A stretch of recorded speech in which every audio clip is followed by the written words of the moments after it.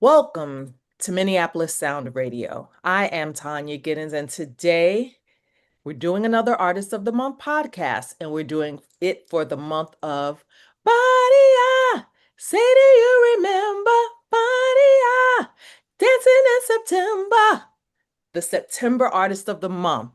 Now, these two gentlemen are not only gifted musicians, they are also, I would like to say, the best of friends. They've shared stages with Stevie Nicks, Beyonce, Earth, Wind, and Fire, and of course, the man himself, Prince. But now, as the group Back to Basics, they're bringing pure roots and true sound to a whole new generation. Please welcome the Minneapolis Sound Radio September Artists of the Month, Eddie Minifield and John Paris. Hey, what's happening? What's up? We hear them, we hear it. Welcome, welcome, welcome, welcome. It is such a pleasure to have you both here. Thank you for Let having us go us. into it right now. Let's talk about when you two first met. Which one of you wants to take that question? Oh, goodness. Um, man. You Oh, better. okay. I usually go first because I think I saw Eddie first. At my high school, uh, down the street from him in Oakland. I graduated from Oakland Tech. We had some uh, really cool musicians there, really talented people, but not a big program. But the school Eddie went to had one of the best programs in the country, probably still do. So a few of us, by miracle, I don't know how we graduated because I always say from May to June, after sixth period, we never went to school again after that. We got on the 51 bus that went to Berkeley High and we saw that band and we met, some of the best friends that we ever have still today. But I mentioned, because it was a big band, we could kind of sneak in there.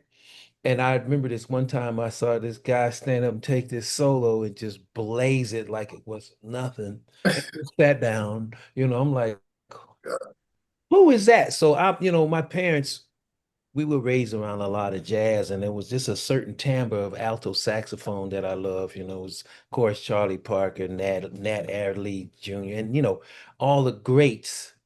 And Maceo, because my grandmother was one of my favorites, because he had everything to me. And I said, this dude sounded like all them people to me. And what is he, 12? He looked like he was 13 years old. So I was trying to get over to him. I couldn't get there then, but later on, the band that he was with that I later ended up joining was doing a gig somewhere, and I just was like, I'm just gonna take a shot at it.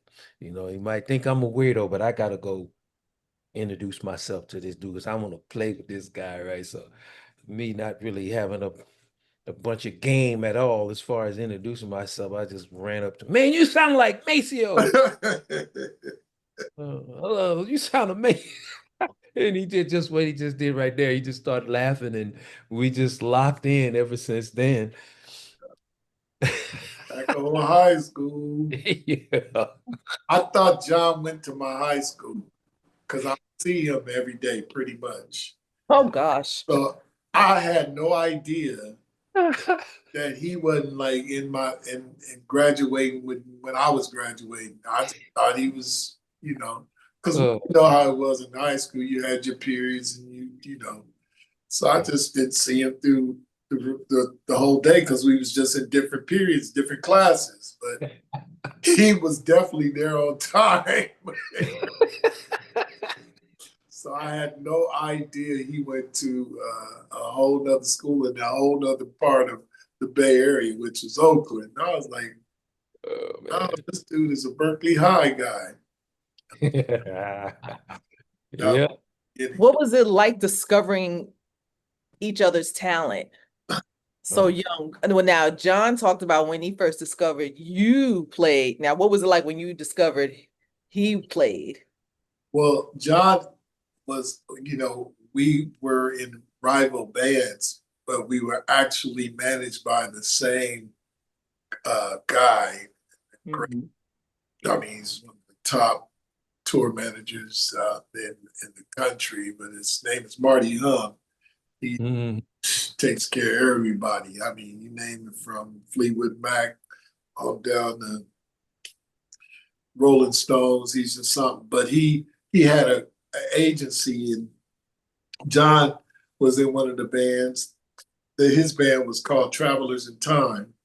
And then the band I was in was called All as One. So we would see each other, you know, in different shows or whatever. But I was at him, and we had a drummer, and I'm like, come on, man.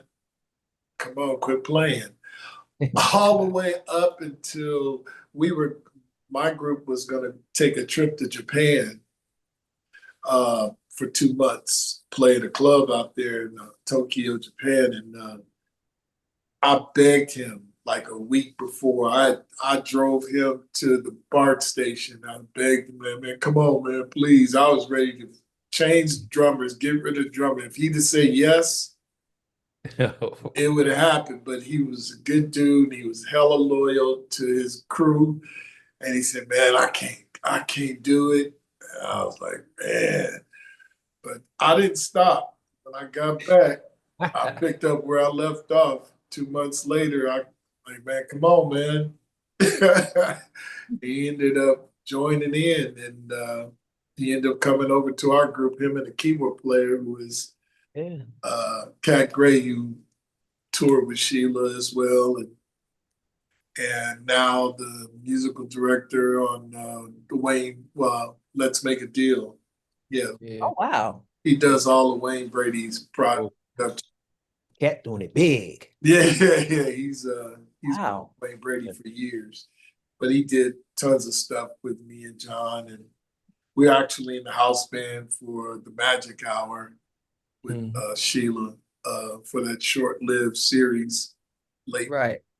But yeah, so I begged them to join the band, and they both came on over and left their group and came in, and we just, oh my gosh, it was incredible because they just elevated the band to a whole nother level with their gifts, and John's musicianship was just ridiculous. So the guys had to step it up. You know, the guys in my band, they were like, they had to come up. So it leveled everybody up. And we pretty much dominated the Bay Area.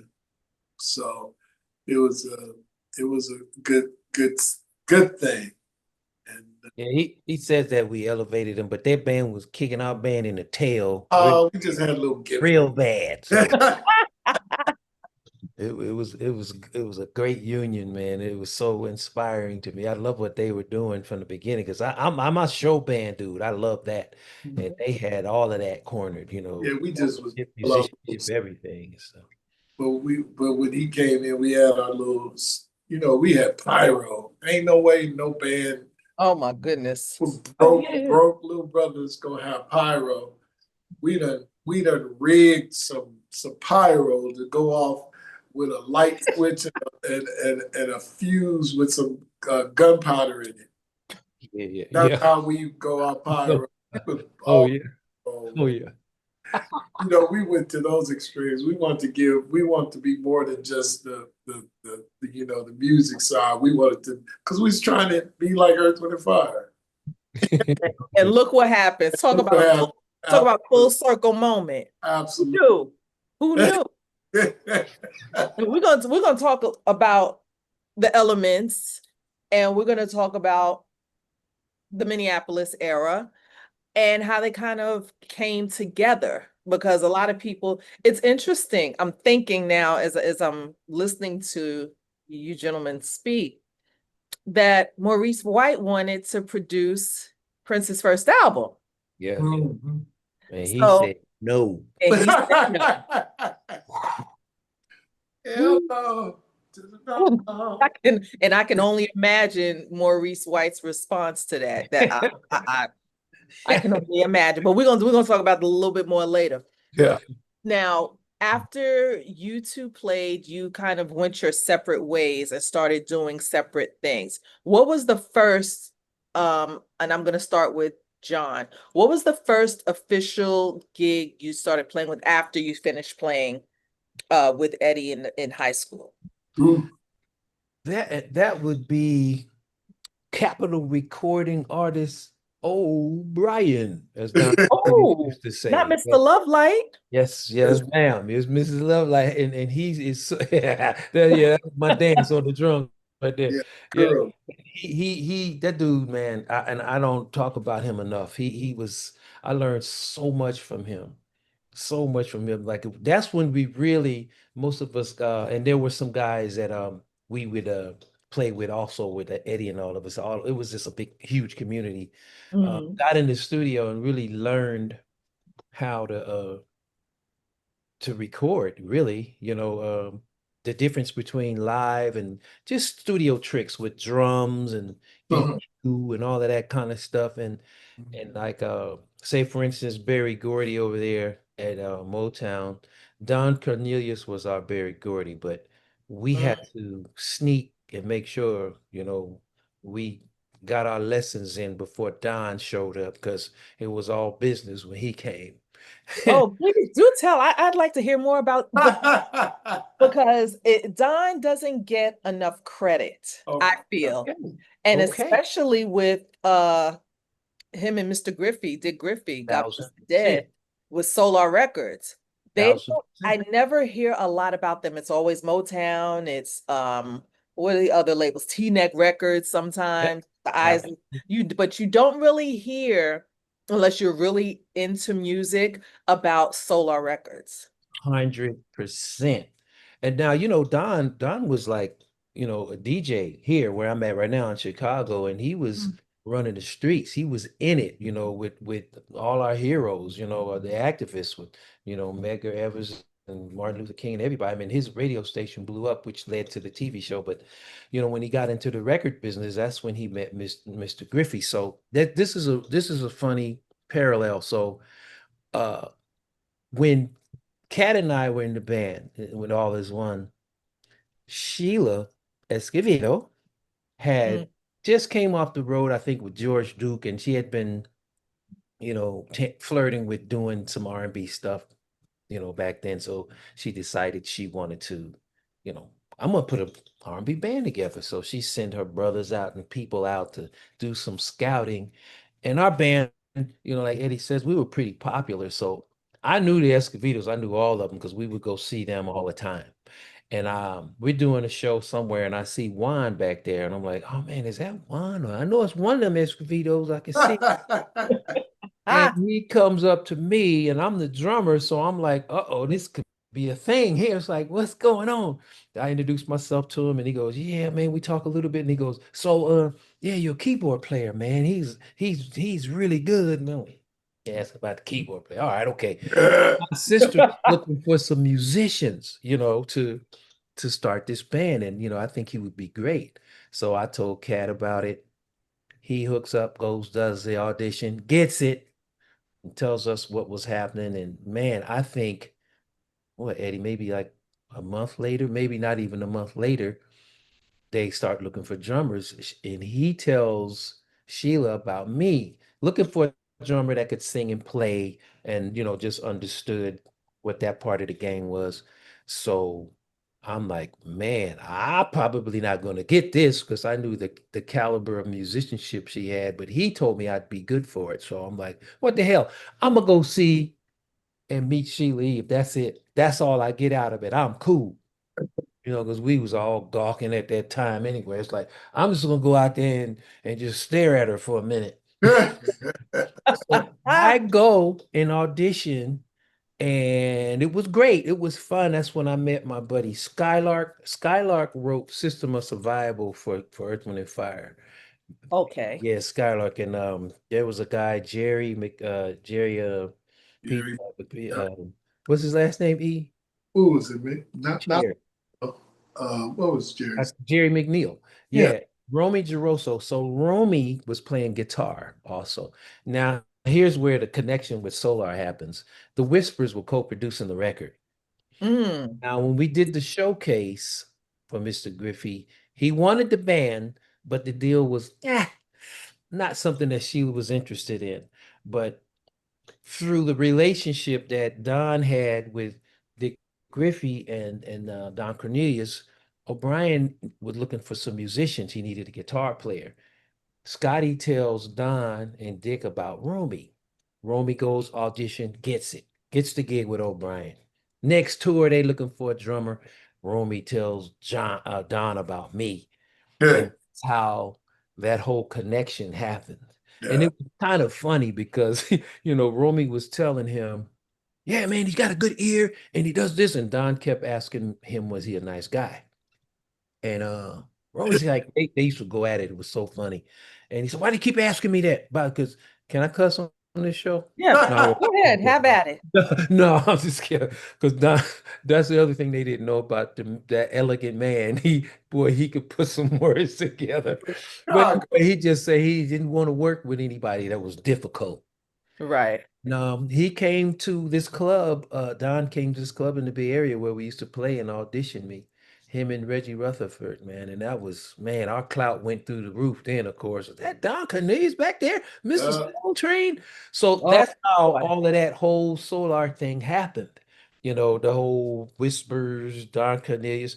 But Don was in the studio with every record we ever cut, and him being a GJ, of course, he knew what he Yeah. would pop. So we listened, and some of it didn't make sense to us, but in the end, he was right, man. That dude was a genius, visionary. what was always interesting, Jay? Why didn't that must have been when Don and Dick kind of split up and fell out or whatever? Because O'Brien, wouldn't he taken O'Brien over to Solar? Yeah, Don, because Don had O'Brien over there. Don had to deal with Capitol, and so Oh, Don signed O'Brien to him to prevent stuff like that. That's why that happened. Oh. that's Yeah, yeah. yeah. Wow. So I think we probably wouldn't have had as much fun, without Don being there. If we was over there at Solar, it might have been a different movie, but Yeah, Dick. Mm. Yeah, we yeah. hear the horror story. That, that's a story we'll talk about another Uh, time Yeah. yeah, because there's a whole bunch of tentacles to Woo! as I drink my water. a whole bunch of tentacles. I might have to move out of Definitely. state if I tell those details, but There's Oh it could be dear. fun. I bet. a lot of history in Solar. Yeah. Wow. And what about you, Eddie? Well, what was the question again? Oh, wait before Eddie goes, because this is going to tie it in too. So while we were recording O'Brien's record, the Love Light record that you were talking about, Don was interested in signing the band also. Melvin Davis, who's Shaka's MD now. Melvin is Yeah, incredible. Melvin David. We had we had a lot. We had a great band. Michael Norfleet was in that band. Carl Denson, Michael Hunter was playing on Woo! band, right? But we signed a year commitment to stay in town and just be available for Don so that, you know, whenever he needs us, we could pop and go to work.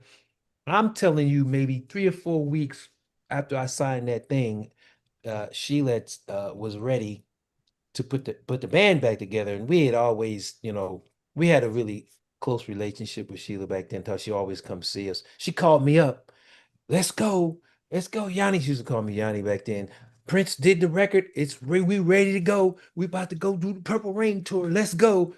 Uh-oh. You serious right now? It's like, yep, we're gonna start rehearsal in a few weeks and blah blah blah. Ha, blah, blah, blah, blah. I'm like, oh my God, are you kidding me? So that's when I told her I didn't want to get murdered because I signed this contract with Don Cornelius. That's how I missed the Purple Rain tour. So go ahead, Eddie, rub it in. People with the fishes. Um, no, that's now we had always was in and out. John would come home and he was back in the band, or we did a whole bunch of merging here and there. But Sheila contacted John on him coming to play. Then she asked about me. I was already in LA. Mm-hmm. Actually, that particular time I was in LA working with Verdine White and Larry Dunn. How Ooh. crazy is that? Yeah.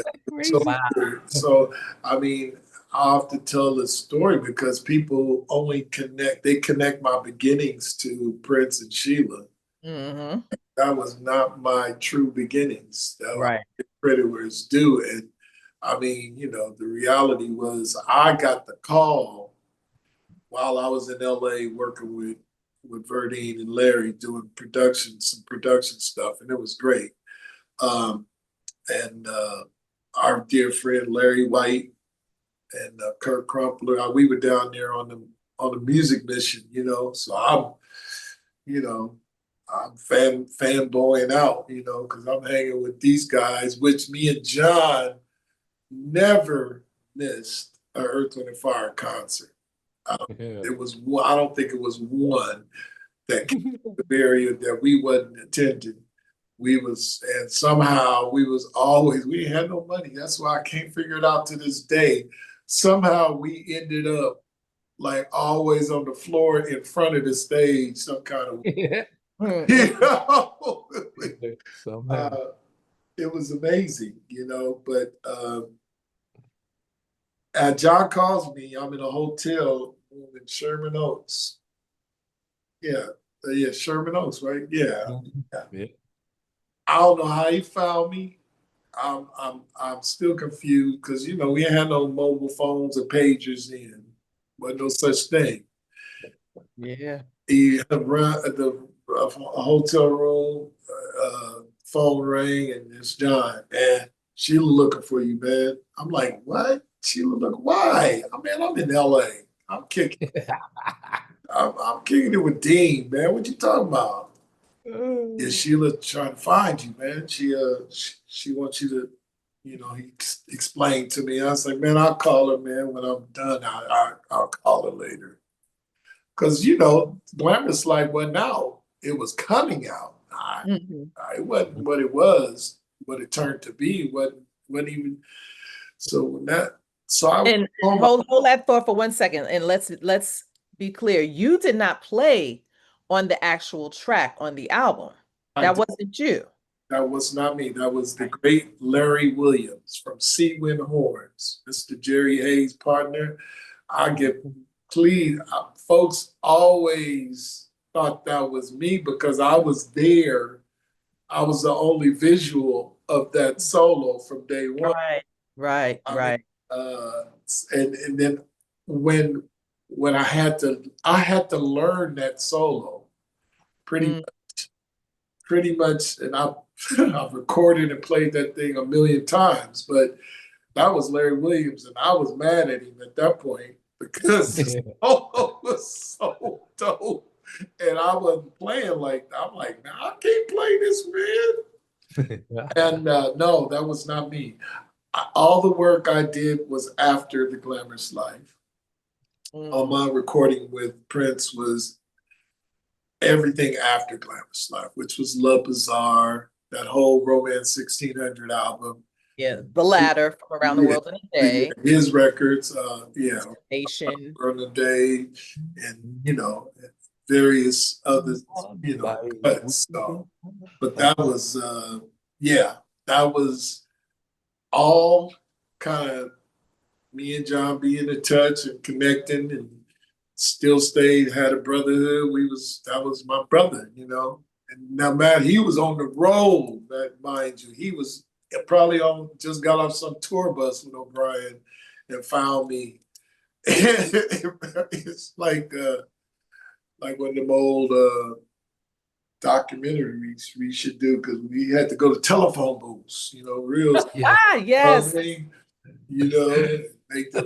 Give me some quarters, man. I call my brother, So that's how it was, but never lost touch because it was a brotherhood.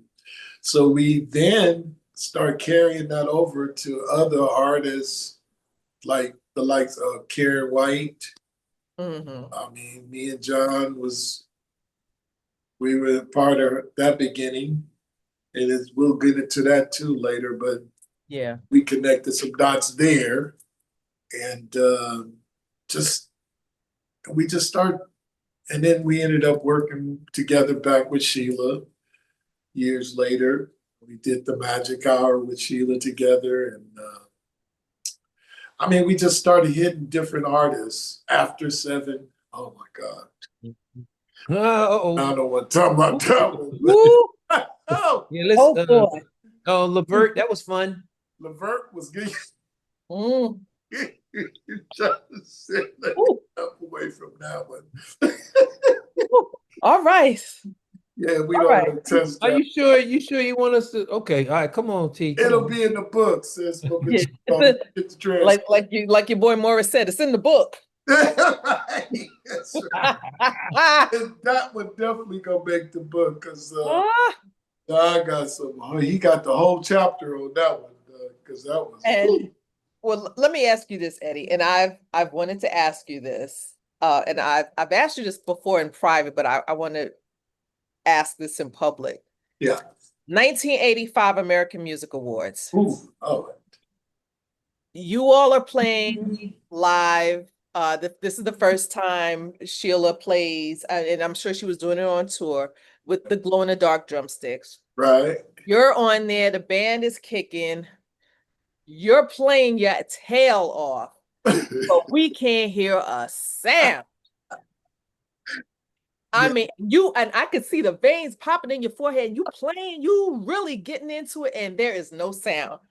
What the Hades happened? Oh my God. I think the reason you see the veins because I knew that I had no live mic on the commercial break.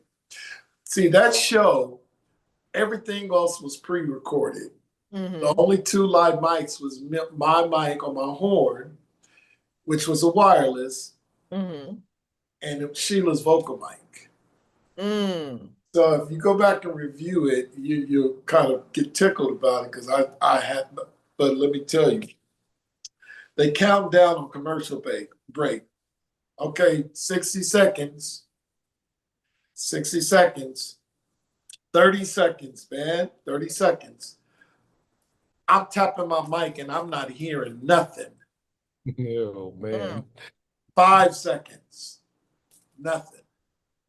I'm like, and that, mind you, in sound check, everything was perfect in our sound check. So I'm like, oh no. So the first thing come to mind is, well, if they can't hear me, they gonna see me, you know. So I tried to break every step and every move I made. I was trying to hurt myself. And then I thought, okay, well, they won't hear me when I'm away from Sheila, but I'm gonna try and get closer, as close as I can to her live mic, so they'll pick up. So if you go back and review that, you can hear my solo when I get close to her mic, but then I have to do my choreography so it drifts away. Right. So I tell you, when we finished that, I cried like a baby. I ran to the back, called my mom. I mean, because that was our first time on TV, period. That was the very first time, and it was American Music Awards. So I cried. Mom, when you see it, it's going, I'm not going, you know, because it's pre-recorded. Craig. Oh my God, I cried like a baby. My mom called me down, baby, it's gonna be all right. It's gonna be many more. Don't worry about it. But she had to talk me off the roof because that was like that's not your when you know your first time. You don't want it to go down like that. But you know, I think something kicked in that we developed, me and John developed when we were kids. And something kicked in, like, okay, when all fails, get the dancing. Yeah. You know, because you got to make it look. The look is going to be important. Ooh, Lord. There you go. There it is. There it is. We can't play the actual sound because we don't want to get banged in the head. Yeah, But yeah. just I'm looking at this like, wow. See? Hey, little Eddie. And see how far I had to be away from her? Hey, can Sheila still kick that mic? Like, boy, pow! She did a Bruce Lee. Oh, yeah. You know what? Yeah. And there's Miko playing on That's guitar. right. Right. Yeah. Low key, I used to have a crush on him, but that's another Oh my God. Low key. Well, it ain't low key. Oh, the 80s. You know what, John Paris? That our boy Carl back there? Yep, Carl. Brother. There you go. Yeah. And it was interesting to me because the audience was just like, oh, that's cute. Yeah. But they weren't, that was, hey, 1985. What can I tell you? Steph Birnbaum and Steve and Susie. Yo, look, that's Susie's killing it. Man, I was at home so jealous. And here go, look at Eddie right there. Can't hear a lick. Not one Not sound. until I got close to her. Then you can kind of hear me if anybody goes back to review it and she spins me around, I gotta go off, right? Uh-huh. And she'll spin me around or something, I think, and then I go off, away. You can't hear. James Brown. Yeah, crap. Yeah, still blowing, trying to be heard. Oh my goodness. Yeah, that's something. Yeah, I remember that. That's haunting because people will look at that and say, man, what happened to you? I mean, like it happened yesterday. I mean, I had somebody not a month or so ago. Man, what happened on American Bandstand? I mean, American Music Awards. I'm like, dude. That's over 40 years ago. I can't get rid of it. Folks will go back and see it. It's like, man. But, it's a learning thing. So, yeah, everything happens for a reason, it was a learning thing. Show must go on. It was not one thing I could do about it. So yeah. It was only one mic left and it was hers. What was I gonna do? Yeah, well, exactly. That was all her. That was all her. Now, with all the things that you both have done throughout the years, you come together to do Back to Basics. I don't like to say that you were reunited because you guys have never pretty much left each other. Never separated. Oops, sorry about that. But what made you decide, who came up with the concept Back to Basics? Oh, I don't know. Well, John wrote a song. Oh, yeah, that's right. And this song was it's gonna more than likely be our next single. But John wrote this song and he sent it to me, and I was like, man, okay, I'm gonna put something on it. And then we had no idea what we were gonna call it. And somehow we said, man, let's call it Back to Basics, because that's what we're doing. That's what it was about. We're going back to our beginnings. Mm-hmm. And from that song title, we during COVID, which everybody had to deal with on that the art side, it's like, what are we gonna do? Sit at home and just look at TV all day? No, we got studios, so let's write some music. Let's do some. We can just send files. So we started tracking, and then we just well, let's put this group together. And what are we gonna call it? He said, well, let's call it Back to Basics. And it's so awesome because it just took a life of its own from a song that we wrote several years prior to COVID. And the more we talked about it, the more we wrote, things that we were writing about, it was more or less going back in our history together, what we experienced and taking in music and what we experienced playing music together. We wanted to we want to give our side of it. And we're not only just doing that musically, we're in the middle of completing a book. We're doing a book to just tell stories, and we're writing a book with my daughter-in-law, Victoria, and I think our timeline is to be released at the beginning of 26. Okay. So, but the book is basically, John and I thought, let's leave some kind of roadmap, some kind of words of encouragement for the youth, for these kids, and for these kids who go through the depression side of the music business. You hear so much stuff, and it's like we didn't have that. Well, we had people to encourage us, I guess I should say. Right. But we had people that came out, like Maurice White, Verdi. I mean, we had people before we went into the professional side of this. They would come out and give us encouragement. John and I was actually signed to Maurice White's label, Kalimba. Oh. Yeah, John, myself, and my brother. Yeah. We did a deal, but we didn't finish the project. So, but yeah, Maurice took us in. So we had some experience there. But at the end of the day, this book is very precious to us because not only do we want to leave something for the youth that's following behind us, we want to leave something for our family, our kids, our grandkids, our great grandkids. And so, we just want to leave something here that they can go back, this is what my great granddaddy, some kind of history we wanted in writing. So it's very dear to us and very special to us. So we felt music had to go along with it. So it's all happening as we speak. Nice. Yes. Now, tell us about the first single, which was Manhattan Blue.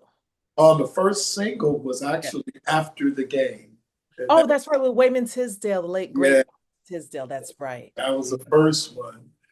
And I mean, we probably end up re-releasing that because not enough people got hip to that. Wayman was an incredible guy, and he was incredible. He trusted John and myself to be a part of his. You talk about a man that just was gifted. I mean, not just on the basketball court. I mean, he picked up the bass after he would do 4 quarters and travel or whatever, and he would just blow you away with his musicianship. But his heart was big. It was huge. It was big as his smile was. So John and I had the opportunity to record his first 3 records. Yeah. And we thought, on this project that we're doing, we want to honor some of the people who gave us, inspired us, encouraged us, and everything else. And Wayman was the #1 person who popped in our heads, even though we both had worked with Prince and many others. Wayman was very different, and so we wanted to honor him. So we did After the Game. And we featured on that one Derek DOA Allen. DOA. He is a lot of people have no idea who he is, and he's so underrated. Ridiculous. People who know who he is, they just like you guys give him the utmost props. But he is. Who do not know him, he is a beast. He's a beast, and he's he's our brother. He's just an all-around good person that cares a lot. I mean, he's doing a lot of great things. He's even starting his own academy for the kids in Sacramento. And I mean, he's doing a lot of cool things that are just, he wants to give back. And that's what this is all about. It's no longer about achievements. We've got you know, we've accomplished a great deal, more than the average, you know, and we're blessed by that. So it's our time now before we get up out of here to bless others. And Yeah. he's definitely on that path. So we got him, and him and Wayman Tisdale were close together when Wayman played basketball in soccer. Right. So it was it was like it was like Wayman was re-recording his song when Derek sent us the track, because they worked very close together. And Derek produced and wrote a lot of stuff with Wayman as well. But as bass players, they really uh, uh, learned from each other. But at any rate, we thought, Wayman, we got to do this. So we got Derek and we got Cy, my girl Cy Smith. Yeah. Oh, Yeah. woo! Buddy. Lord, I never forget. She sent me the track back after she did her vocals, and I was driving from LA. And I think I must have called John about 50 times. But did you hear that? Did you hear this? Hang up. So, man, what the heck? Man, Yeah, she like, killed it. it She was murdered it. she just, oh my God, my girl. It was just perfect, you know, matches for that that song. And John rearranged it. He's just insane. His ear is like extraordinary. So my brother rearranged it and made it happen. And everything that came to it was just, it was perfect fit. So that was the first one. And I'm sure it's going to be re-released. I'm hoping third be next year sometime, but we want to give that more life. Yeah. Then we went into Manhattan Blue. Manhattan Blue, also, that's a DOA bass track. DOA sent me that song. And I was like, dude, okay, I got to play on this. So I played on it, sent it back to him. And then John got involved. And then the next thing you know, we was like calling our girl Nicole Neely, which is one of the baddest arrangers, orchestra arrangers in the business. Nicole Neely, do not miss her. Yes, Lord. She is, that's my little sister. She's bad. And we wanted to kind of Claire Fisher kind of feel. And she went way beyond Claire Fisher. She just tapped. She, oh my goodness. Amazing arranger, amazing person, period. She's just a sweetheart, and it comes through her music and her sound and her gift. But yes, and once she got that, we was like, oh Lord, this one is melting. You know, it's melting on folks. So we gave that another shot, put it out, and, you know, it made a little noise. We planned all of this stuff will be reintroduced when the book comes out as well. So okay. And I got to tell you, Manhattan Blue was actually, I put it on my phone as my alarm. I would wake up in the mornings, that's what would be playing. I wanted something that was soothing. Right. Because I don't like to wake up to that boom, boom, boom, boom, boom, boom. Yeah. So that was my alarm for a long time. Beautiful. I love that. That's beautiful. That's all. That's Get another one for you then. Call it that's going my in the book boogie. too. That's going in the book too now. All right. Now let's talk about the latest single to drop, which is Do You Remember? Which basically reimagines Michael Jackson's Remember the Time. However, the one and only Dave Hollister, another legend. Yes, ma'am. Now, give us the Reader's Digest about how that happened. John, go ahead. You got this.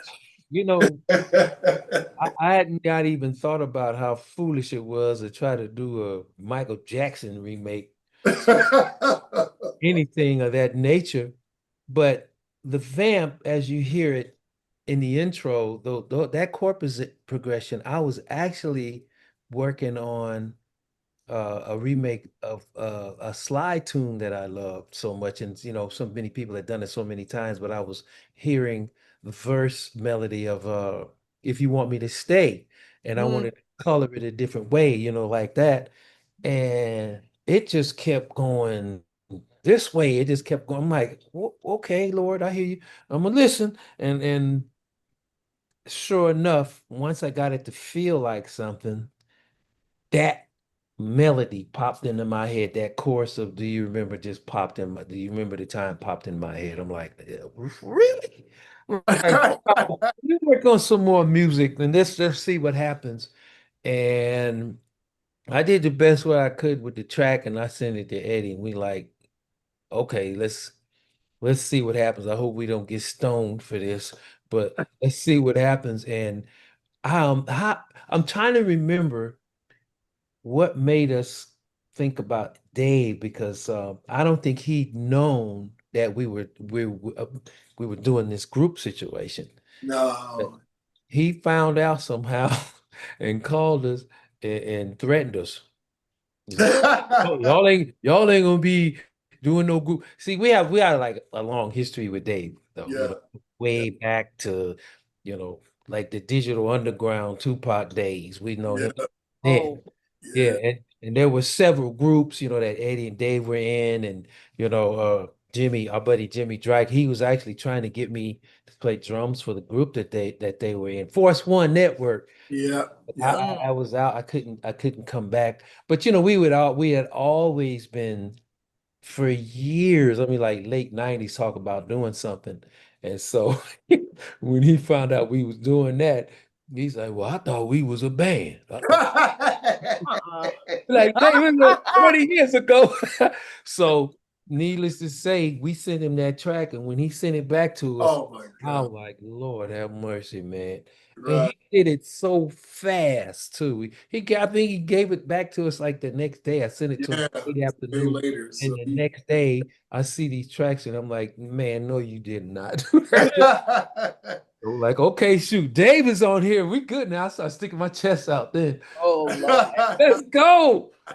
He killed it. And that's pretty much how it happened. It wasn't purposed. We didn't pick that song. It picked us. Yeah, it did. And then, of course there's some fear in there when you reinventing something that is a masterpiece as it is. Right, right. It's very scary because you don't want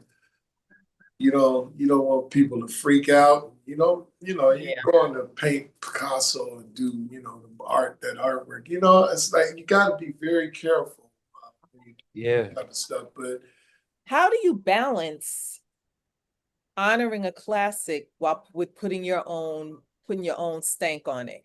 it's a hard thing to do. But I tell you, John is like in his head, that head of his, he gets How big it is. Oh, he geez. Ay, morphs into John comes from it's like I think he's a DJ after hours or something because he knows how to, merge all these different songs and he's hearing it a whole nother way. And when it comes out, you're like, dude, how the hell? But he's always been like that since we were kids. I tell everybody the story. He used to stop the band. Now, mind you, we had a 9-piece band, full horn section, 2 keyboard players, and everybody sang. And he would stop, and once the drummer stopped, you all got to stop. He's like, but he would stop. If he heard something, he would stop the band and be like, "Hey, on B4, don't play that B flat. Play a B." We'd be like, "How the hell you hear that you playing drums?" How did Oh. you don't hear hide now, that? JP. So Hide now.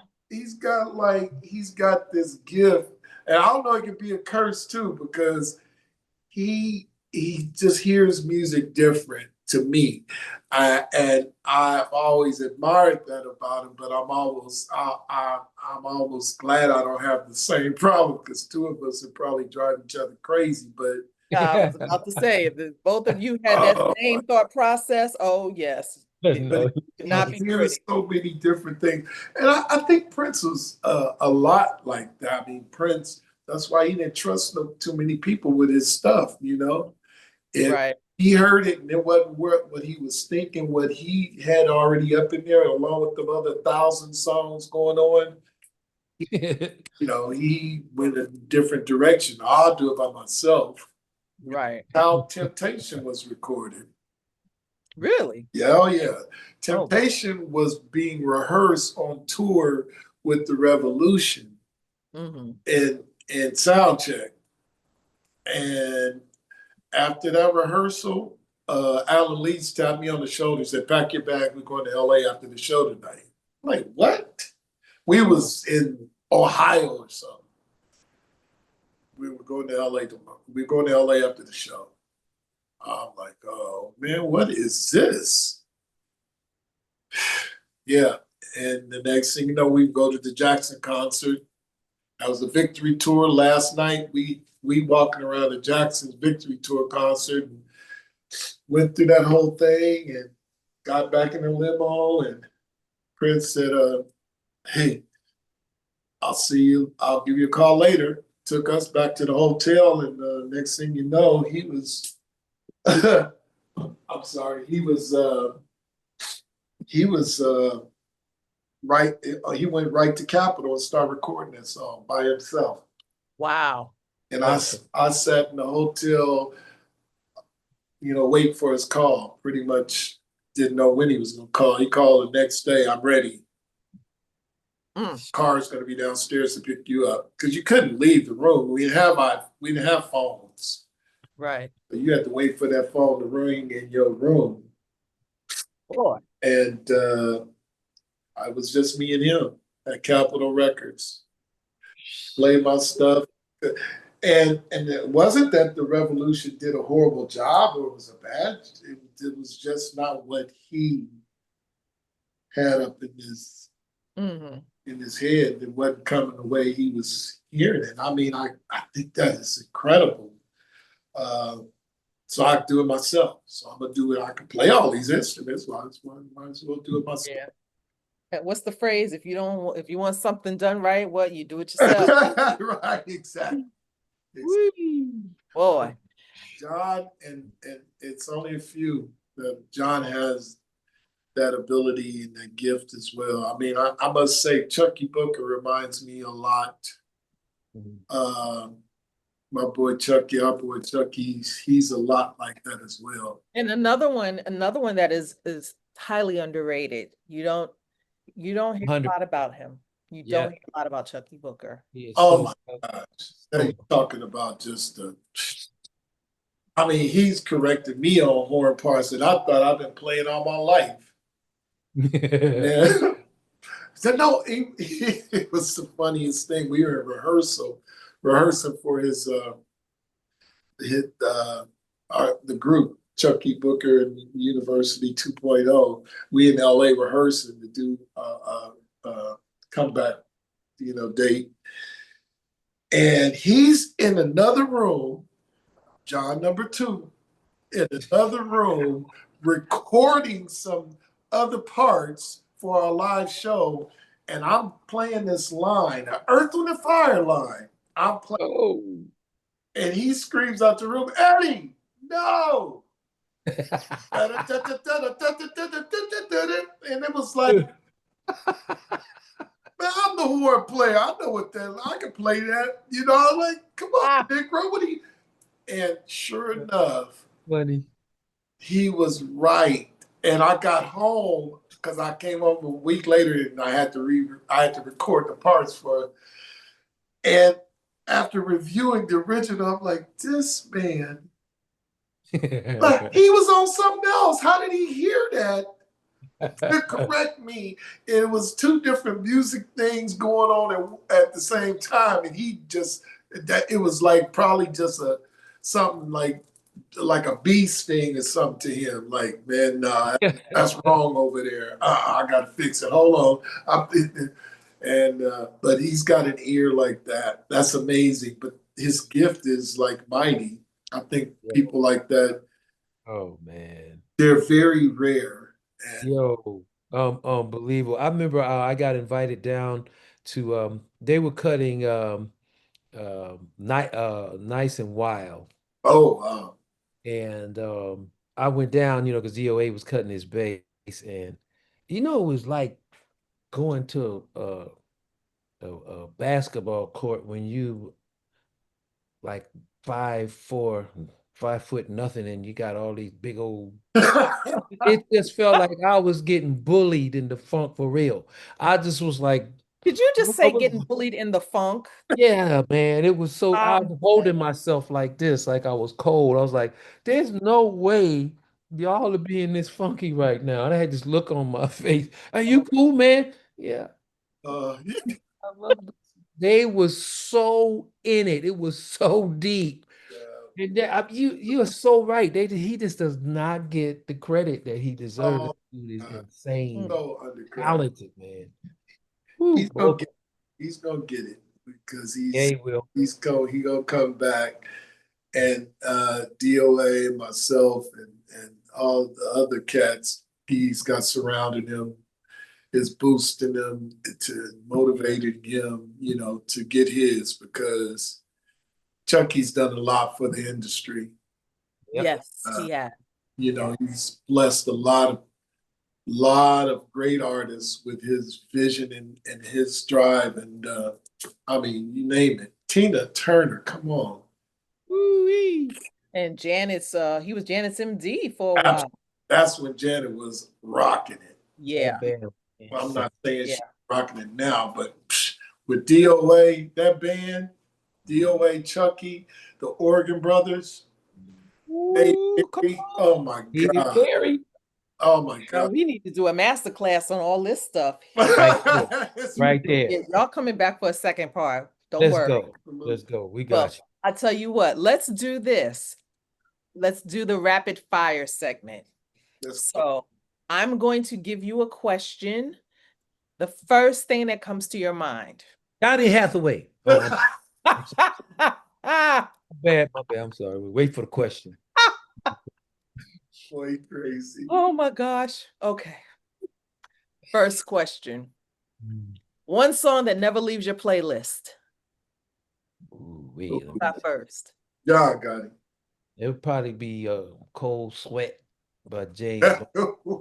And I, Mm, I tell you why though, because of the impact, in that time frame, where music was back then, it was kind of a lot of, you know, yeah. a lot of Motown stuff. That drummer, I believe that was Clyde I Stubblefield. was going to ask you, was that Clyde Stubblefield?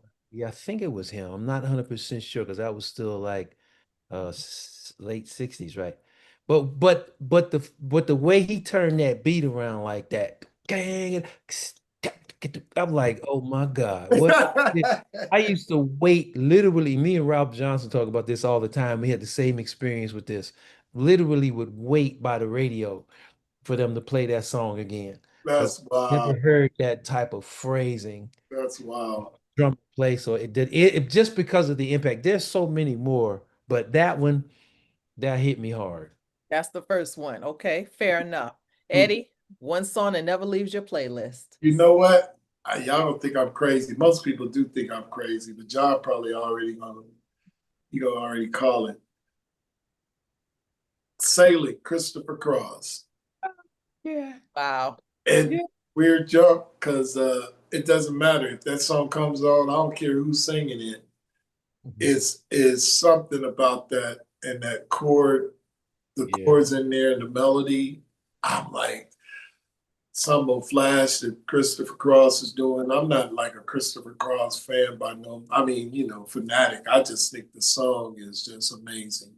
Yeah. Along with I Minneapolis. was never a big fan of Sailing. It was cute, but then again, I was like 8 or 9, so I was like, it's all right. But Right. I like the wind, that stays in my rotation. Oh, Yeah, I mean, some of his stuff, I would listen, but Sailing, that thing hit me. That and Close to You by the Carpenters.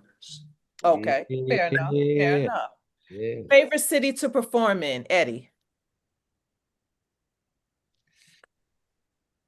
You know what? I gotta say Detroit. Ooh. Okay. Because Detroit was, Prince told us going to Detroit, if you don't make it in Detroit, you ain't making it nowhere. Mm. So he started the tour Purple Rain in Detroit. If he said we make it out of Detroit, we straight for the rest of the tour. But that was the first date, and I never felt anything like that in my life. But Detroit is still dope to me. Okay. JP. DC, Tokyo, Dallas, Seattle, the Bay Area. So you ain't gonna get it. Okay. DC. I'm sorry. No, Chocolate City. I think Okay. DC. I think yeah, DC is especially with these guys. We could play anything out there. They know more of that catalog than we do. Oh yeah. Because Baltimore these or folks love DC. the Elements and they love Maze and Frankie Beverly. Yes, Lord. Woo, Yes, Lord. my goodness. Yep. Biggest musical risk you've taken? Ooh. Playing with Stevie Nicks.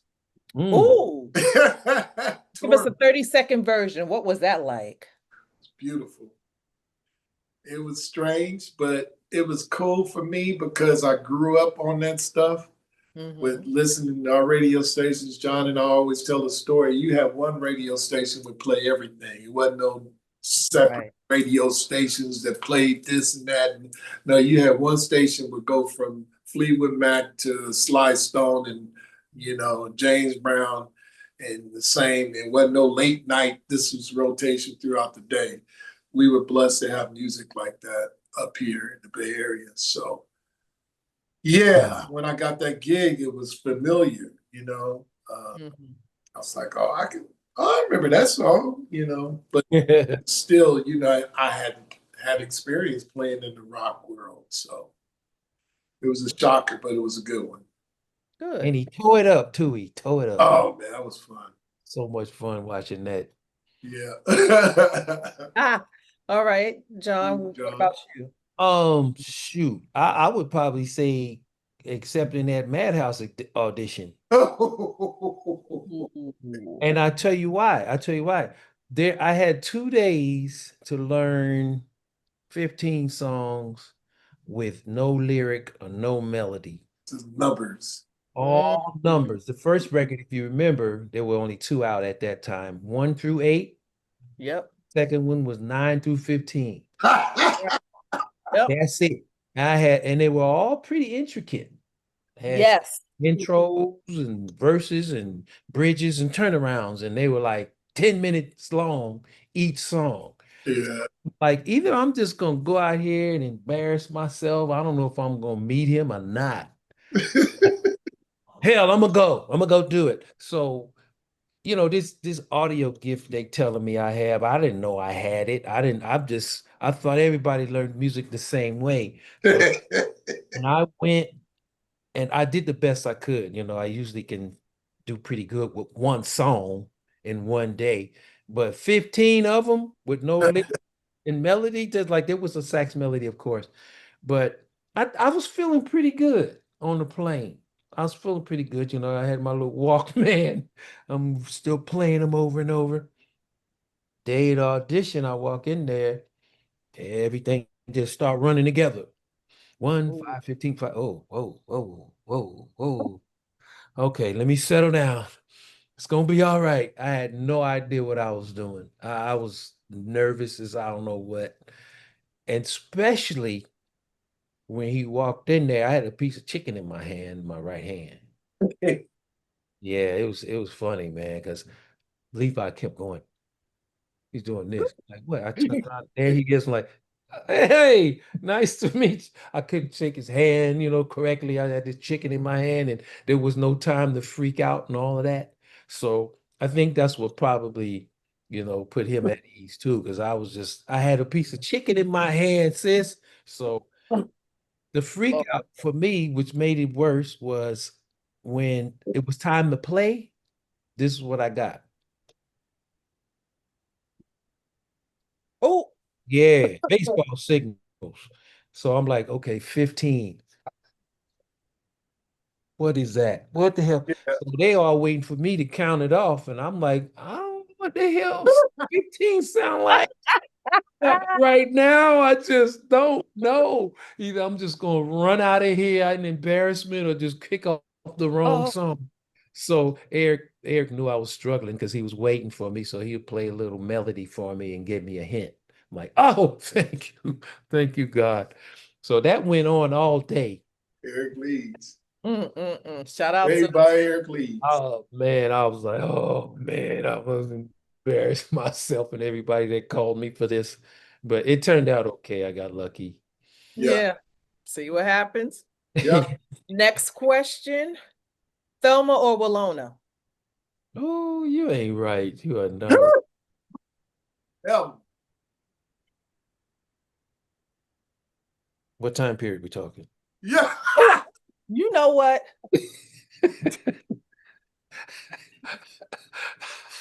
Yes. Okay, Walona, damn it. Come on, man. You say Thelma. I was in our age group. Well, no, she was a little older when I was, yeah, but she still looking good. She still looks Comfort amazing. food. Yeah. She Still looks- does. She does. Favorite comfort food? Whew. Oh, Whew. I'm lactose intolerant, but I'm gonna still say it. Ice cream. oh, man. I don't even care what kind it is. I don't care. Yeah, they don't make no pills for that no more, huh? I need it. You can ask the guys I ride on the bus with. They'll tell you. Gotta have it, huh? Don't give him no ice cream. Oh, yeah. Yeah, you'll start blowing stuff up, huh? Oh, Lord. We don't want them problems, Especially on the bus. especially on the bus. You know, Eddie. the favorite comfort food, you know what? Good Lord. A good old cookie would be fine. I make my own cookies nowadays. You gonna have some Eddie M specials coming out so to along with this book. Let's go. Oh, gosh. Here Selling we go. cookies, you know. I'll Here be we go. experiment. Lord. John, favorite sax solo? Oh man, there's a oh my God, now there are a whole bunch of them running through my mind. Ooh, I'm gonna probably say, other than some stuff I heard my brother do, there was alto sax solo that Nat Adderley did on a Kind of Blue record that is Mm. away. Is so dope. So what? So yes, on the So What, actually, that So What record. Oh wow. That's probably my favorite. One of my I can't do the one, but Woo! that's the one that Gotta do one. that's probably be my one right there. Okay. Eddie, favorite drum solo? Oh Lord. Oh my goodness. That's tough. Yeah, ooh, man, you ain't right. Yeah, This is tough. hurt me. You know what? Well, let's put it like this. The first one that comes to your mind. First one that comes to my mind was when uh Freddie was playing and the drums would start spinning around in circles. And he Talking was about the Freddie White. Freddie White. Okay. I was at that concert and I was like, man, how you playing the drums? He's spinning upside down. He upside down, man. Yeah, stuff like that was impressive. How you do a solo like that? And yeah. Although Sheila has taken some drum solos, and I'm like, what the heck is wrong? Yeah. Like Prince said, not bad for a girl. Oh, I mean, just and every night was always different when I was with her. It seemed like, how can you? Nothing was the same. How many solos you got in you? But yeah, very talented in that. Now groove and pocket.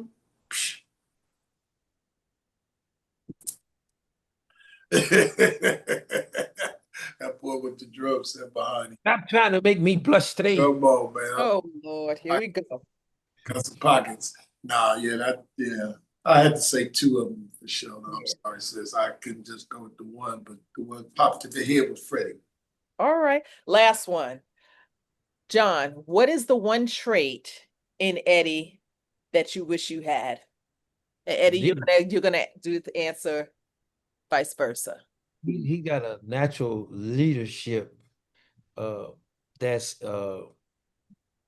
you don't feel like you're getting chastised like a big uncle, although he's younger than I am, but he has that, that quality of an elder that would, like one of the greatest coaches in the game, like that No. cater to your personality, you know, and like a great producer. That's why I love working with him in the studio. He has a way of inspiring you and showing you another way. If it's a bit abrasive, that's the leadership quality I wish I had, man. He was the guy in the band. He was the, they talk about my ears and all that, but that's what I wish. I'm looking at him the whole time. I'm trying to bring myself up to the level of his presentation the whole time, even when we were kids.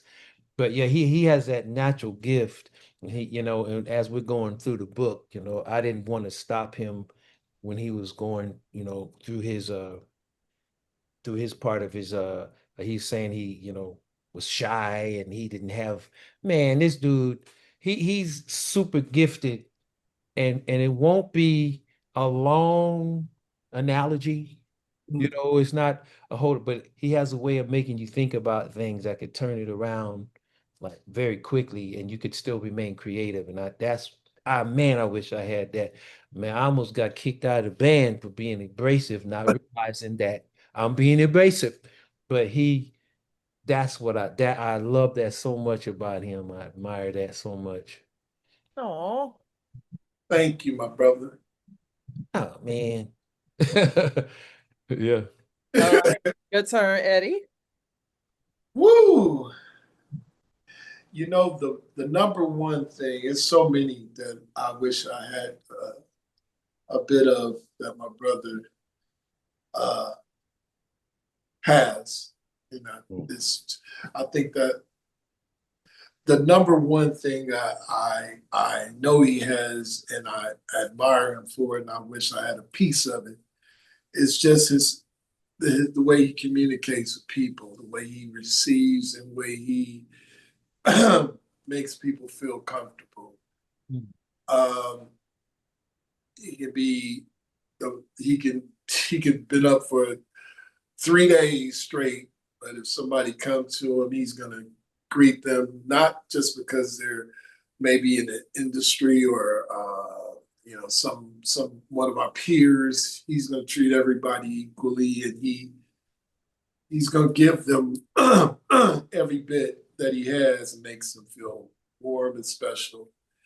And I'm not always like that. But I think about that a lot. I said, I want that, because I'm not that wide open people person. That's why music chose me. That was my source of speaking, because I wasn't a kid that used to speak. I didn't want to. I'll be the kid going to the parties with my parents, and I'll be the first one in somebody's bedroom just chilling, want to watch TV. I didn't want to be around people. People was not my thing. But music brought that out of me. I was able to speak with my horn or communicate. Right. But I always admired John for his connection with folks because it's so much broader, and I always wanted that. And I've gotten a little better, but I can get by, but it's not my first call. I'll be like, hey, John, they want to talk to us. So you better get on away from Brown here. Go on now. Oh my gosh. I can't. What can fans expect from the full record, the upcoming full record? The great thing about this record, I must say, we're adding and subtracting, and it'll probably be that way up until the complete record release, because we fall in love with something new pretty much every day, and then we say, "Oh, we got to okay, we'll replace that with this one," kind of. But they're gonna get um, a wide variety, I should say, Mhm. of people we admire and love and Okay. respect, and it's gonna be different things, and it's gonna be like going to that Hofbrau, that smorgasbord or whatever. You're gonna get a whole lot to select from, so it's gonna be something for everybody, I should say. Okay. Well, I think our time has come. Mm. Gentlemen, you have broadened our minds. Get it? I see what you did there. I see that. Watch it. Eddie Menenfield, John Paris, thank you both for bringing your stories, your music, and your energy to Yeah, Minneapolis Sound Radio absolutely. as September Artist of the Month. What Yes. does that mean to you in one word? Give me one word. What does that mean to you, being Artist of the Month? Huh? Special, Wow. huge. Minneapolis is, I mean, we owe a whole lot Yeah. to the Minneapolis sound as it were, but even though a lot of us that were involved were from the Bay, Mhm. so we got some serious ties, starting in 85. So for me, it's just like WOOOOOOO. Man, it's phenomenal. Yes, it's real. And we still have deep ties with family there. Jelly Bean, I Mm. call him my big brother, Yeah. my brother Bean. I mean, St. Paul. Shout out to Jelly Bean, who's actually going to start his podcast on Minneapolis Sound Radio. Shout out to him. Uh, Oh, I uh, can't uh, wait. Ooh. the great thing about our brother Bean, it's never changed from the first day. And him and Jerome was the first two guys I met entering Minneapolis. And shout out to Jerome Benson as well. That's Come on. Come on. they never JB. have never shifted from that day. And nobody knew, we didn't know. I mean, I knew them, they didn't know nothing about this little California boy. It's like, but always was supportive and still the same. They remain Yep. the same. Yep. So that's family. Plus my baby girl is out there, so I got big ties with her. And so that's almost like that's my other home, spending Yeah. time there. And thanks to our brother Prince. Ooh. Thank you. Thank you for trusting us with Amen. your gift, and Jerome has always said that Prince saw something in you guys. That's why you were there. Yep. And not many were called. Yo. Don't know if you were chosen. that's for sure. That's for sure. And we didn't understand it. I definitely didn't understand it. I can say that for myself because I look at this stuff now and go back to those days. I'm like, why? Are you serious? But Mhm. he's seen something, and I identify with it a bit now.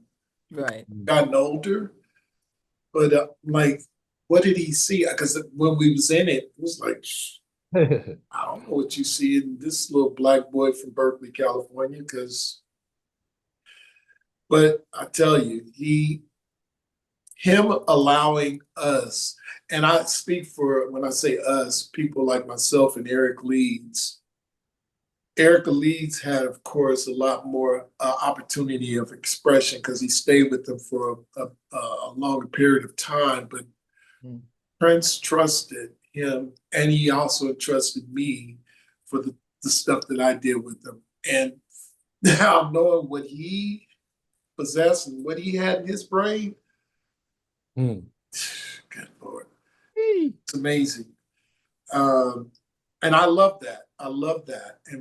But I understand it now more so than Mhm. I was doing it.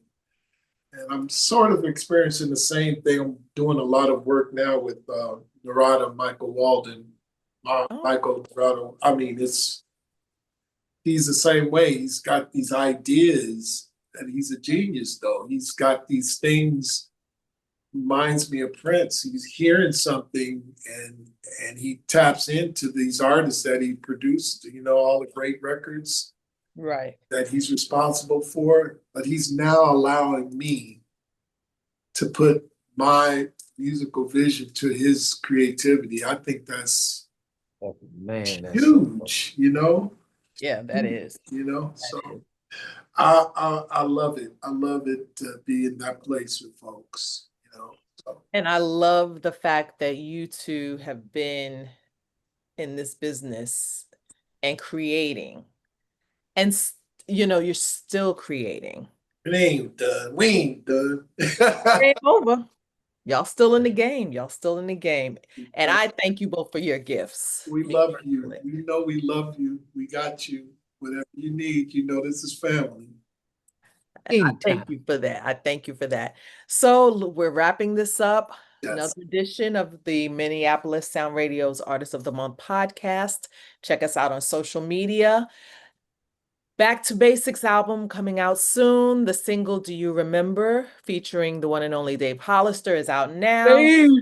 Stream it, buy the 45. Do they still do 45s? Because Ooh, I wish we need I'm to gonna do need that, by the way. 45. Yeah, I'm gonna need that necklace, T. I got you. Ooh, I got you. I got you. you. Ooh, we need to do a 45. That would be dope. Yeah, do a limited edition 45. See, I got ideas too, y'all. Yes, yes. I wonder if they can print them nowadays. That'd be good. They do. They do. They do. We'll talk about that later. Oh, Well, yeah, we need y'all, to we talk. are done. And Yeah. see you next month. Until next Yes. time. Love y'all. Thank you, gentlemen. Yeah.